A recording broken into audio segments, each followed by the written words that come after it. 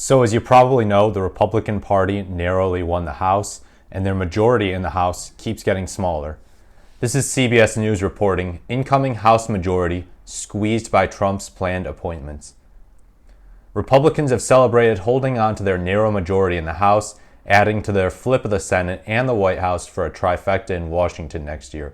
But President-elect Trump's selection of a number of House Republicans to fill top posts in his administration is pulling from an already shallow bench, temporarily whittling the GOP majority down further as Trump takes office in January. So this was something that actually happened under Biden as well, if I'm not mistaken. He picked a lot of Democrats from the House when he already had a pretty narrow majority. And I remember seeing the reporting on that, Biden is shrinking the Democratic majority in the House. This is looking kind of ugly. But ultimately, it didn't really seem to hamper him. But yeah, I was kind of surprised by that. I thought that he would be a little more pragmatic in making his selections.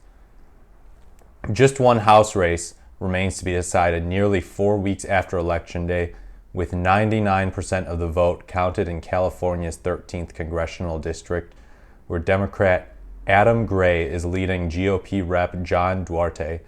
Last week, victories in another California district, along with one in Iowa, brought the balance of power in the chamber to 220 to 214. That is just 6 people, and that could be a big deal if some of the people are absent for a vote or something. It's that can be make or break for agendas and bills.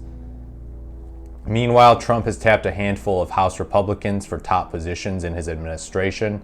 In the week following the election, he made 2 selections from the House, with GOP Conference Chair Elise Stefanik of New York as ambassador to the UN and Representative Mike Waltz of Florida as National Security Advisor.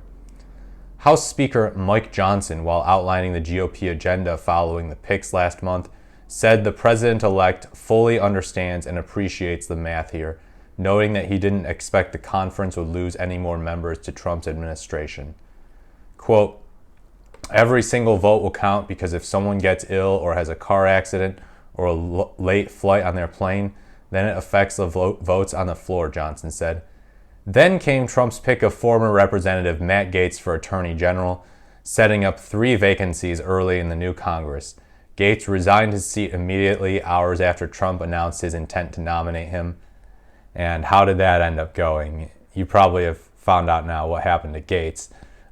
He ended up resigning. We got Pam Bondi as the new Attorney General nominee as of November. I think November 20th or so. So it's been a little bit. "I told President Trump enough already. You've got to give me some relief," Johnson said on Fox News after Trump selected Gaetz for the role. "I've got to maintain this majority." MAGA Mike is getting mad. Though Gaetz has since withdrawn from consideration for the post, facing intense scrutiny over a House Ethics Committee investigation into alleged sexual misconduct and illicit drug use, he said he does not intend to serve in the 119th Congress, giving Johnson another unwelcome vacancy.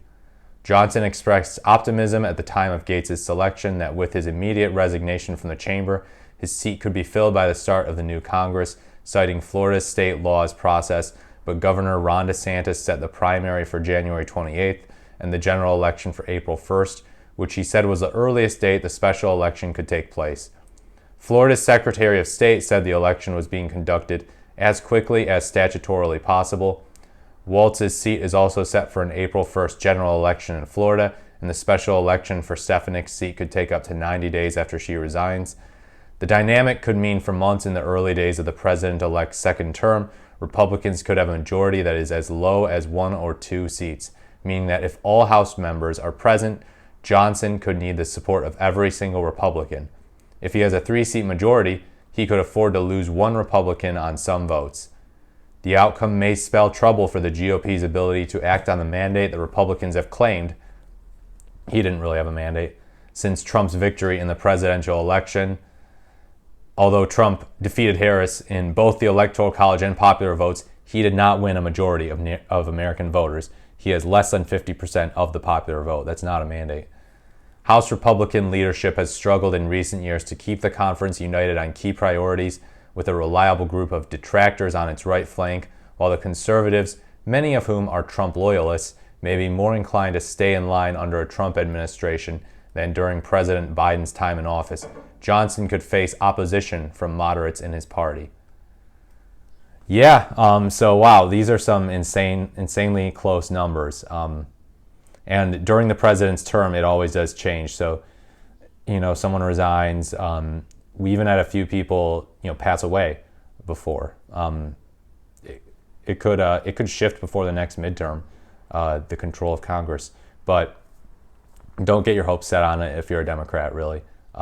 It's probably not going to happen, but it's possible. These massive numbers of people with such a narrow difference between the two of them, it's like a lot happens when you got 435 individuals. So yeah, Donald Trump's got to be pretty careful here. But yeah, let me know what you think in the comments. Please leave a like, comment, or subscribe to the channel if you found this video interesting or insightful. As always, thank you so much for watching, and I look forward to speaking to you in the next video.